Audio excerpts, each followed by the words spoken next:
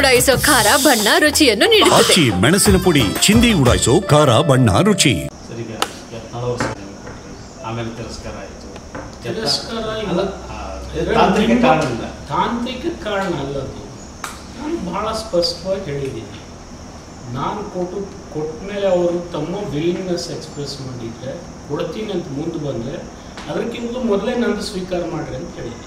Sir, ಅದು ರಾಜೀನಾಮೆ ಕೊಡೋ ಸ್ಟೈಲೇ ಅಲ್ಲ, ಅದು ಬೇರೆ ಇದೆ. ಒಂದೇ ಲೈನಲ್ಲಿ ಕೊಡಬೇಕಾಗಿತ್ತು, ಕೊಡಬೇಕಾಗಿತ್ತು. ನೀವು ಬೇಕಾದ ಹೇಳ್ತೀರಿ, ನಾನು ಕೊಟ್ಟ ಮೇಲೆ ಅವ್ರು ಕೊಡದೇ ಇದ್ರೆ ಏನು ಮಾಡ್ತೀರಾ? ಹಾಂ, ನಾನು ಕೊಡ್ತೀನಿ ಅಂತ ಇವತ್ತು ರಾಜ್ಯದ ಜನರ ಮುಂದೆ ಹೇಳಿದ್ದೀನಲ್ಲ, ನಿಮ್ಮ ಮುಂದೆ ಹೇಳ್ತಾ ಇದ್ದೀನಿ. ಈಗ ಇವತ್ತು I am sticking on to my decision. ಮತ್ತೇನು ಬೇಕು? ಸೋಷಿಯಲ್ ಮೀಡಿಯಾದಲ್ಲಿ ಸರ್ ಯತ್ನಾವ್ರು ರಾಜೀನಾಮೆ ಒತ್ತಡ ಹಾಕ್ತಾ ಇದ್ದಾರೆ, ಬಟ್ ಅವ್ರೇನು ರೆಸ್ಪಾನ್ಸ್ ಮಾಡಿಲ್ಲ.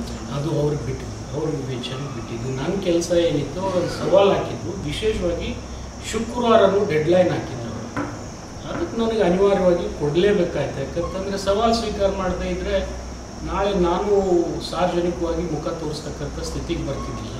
ಮತ್ತು ಅವರು ಪದೇ ಪದೇ ಇದೊಂದು ಅಪಾರ್ಚುನಿಟಿ ಯೂಸ್ ಮಾಡಿಕೊಂಡು ಸುಮ್ಮನೆ ಅದು ಆಗದೆ ಇರತಕ್ಕಂಥ ಮಾತುಗಳನ್ನು ಆಡ್ತಾ ಹೋಗ್ತಿದ್ರು. ಅಕಸ್ಮಾತ್ ಅವರಲ್ಲಿ ಆತ್ಮಸ್ಥೈರ್ಯ ಇತ್ತು, ಒಂದು ಶಕ್ತಿ ಇತ್ತು ಅಂದರೆ ಅವ್ರು ಪ್ರದರ್ಶನ ಮಾಡಿ. ನನ್ನ ಇವತ್ತು ನಾನು ಹೇಳ್ತೀನಿ, ನಾನು ಅವ್ರು ಕರ್ಕೊಂಡು ಹೋಗಿ ಸ್ಪೀಕರ್ ಕೊಡ್ತೀನಿ, ಆಯಿತಾ? ಪಟ್ಟಿಗೆ ಕೊಡಕ್ಕೆ ರೆಡಿ ಇದ್ದೀವಿ ನಾನು 100% ರೆಡಿ.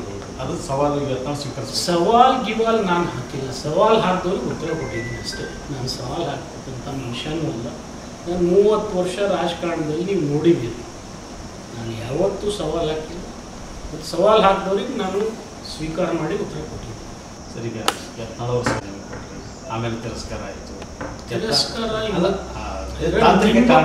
ತಾಂತ್ರಿಕ ಕಾರಣ ಅಲ್ಲದು. ನಾನು ಬಹಳ ಸ್ಪಷ್ಟವಾಗಿ ಹೇಳಿದ್ದೀನಿ. ನಾನು ಕೊಟ್ಟ ಮೇಲೆ ಅವರು ತಮ್ಮ ವಿಲಿಂಗ್ನೆಸ್ ಎಕ್ಸ್ಪ್ರೆಸ್ ಮಾಡಿದರೆ ಕೊಡ್ತೀನಿ ಅಂತ ಮುಂದೆ ಬಂದರೆ ಅದಕ್ಕಿಂತ ಮೊದಲೇ ನಂದು ಸ್ವೀಕಾರ ಮಾಡ್ರಿ ಅಂತ ಹೇಳಿದ್ದೀನಿ. ಸರ್, ಅದು ರಾಜೀನಾಮೆ ಕೊಡೋ ಸ್ಟೈಲೇ ಅಲ್ಲ, ಅದು ಬೇರೆ ಇದೆ. ಒಂದೇ ಲೈನಲ್ಲಿ ಕೊಡಬೇಕಾಗಿತ್ತು, ಕೊಡಬೇಕಾಗಿತ್ತು. ನೀವು ಬೇಕಾದ ಹೇಳ್ತೀರಿ, ನಾನು ಕೊಟ್ಟ ಮೇಲೆ ಅವ್ರು ಕೊಡದೇ ಇದ್ರೆ ಏನು ಮಾಡ್ತೀರಾ? ಹಾಂ, ನಾನು ಕೊಡ್ತೀನಿ ಅಂತ ಇವತ್ತು ರಾಜ್ಯದ ಜನರ ಮುಂದೆ ಹೇಳಿದ್ದೀನಲ್ಲ, ನಿಮ್ಮ ಮುಂದೆ ಹೇಳ್ತಾ ಇದ್ದೀನಿ. ಈಗ ಇವತ್ತು I am sticking on to my decision. ಮತ್ತೇನು ಬೇಕು? ಸೋಷಿಯಲ್ ಮೀಡಿಯಾದಲ್ಲಿ ಸರ್ ಯತ್ನಾವ್ರು ರಾಜೀನಾಮೆ ಒತ್ತಡ ಹಾಕ್ತಾ ಇದ್ದಾರೆ, ಬಟ್ ಅವ್ರೇನು ರೆಸ್ಪಾನ್ಸ್ ಮಾಡಿಲ್ಲ. ಅದು ಅವ್ರಿಗೆ ಬಿಟ್ಟಿದ್ದು, ಅವ್ರಿಗೆ ವಿವೇಚನೆಗೆ ಬಿಟ್ಟಿದ್ದು. ನನ್ನ ಕೆಲಸ ಏನಿತ್ತು ಅವ್ರು ಸವಾಲು ಹಾಕಿದ್ದು. ವಿಶೇಷವಾಗಿ ಶುಕ್ರವಾರನೂ ಡೆಡ್ಲೈನ್ ಹಾಕಿದ್ರು.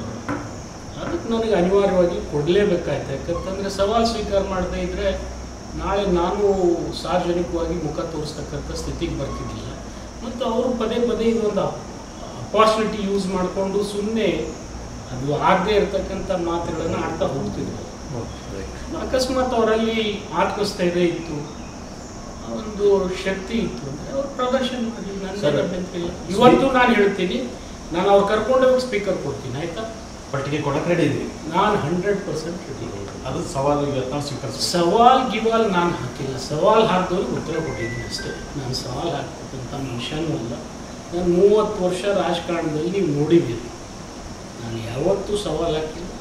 ಮತ್ತು ಸವಾಲು ಹಾಕಿದವ್ರಿಗೆ ನಾನು ಸ್ವೀಕಾರ ಮಾಡಿ ಉತ್ತರ ಕೊಟ್ಟಿದ್ದೀನಿ.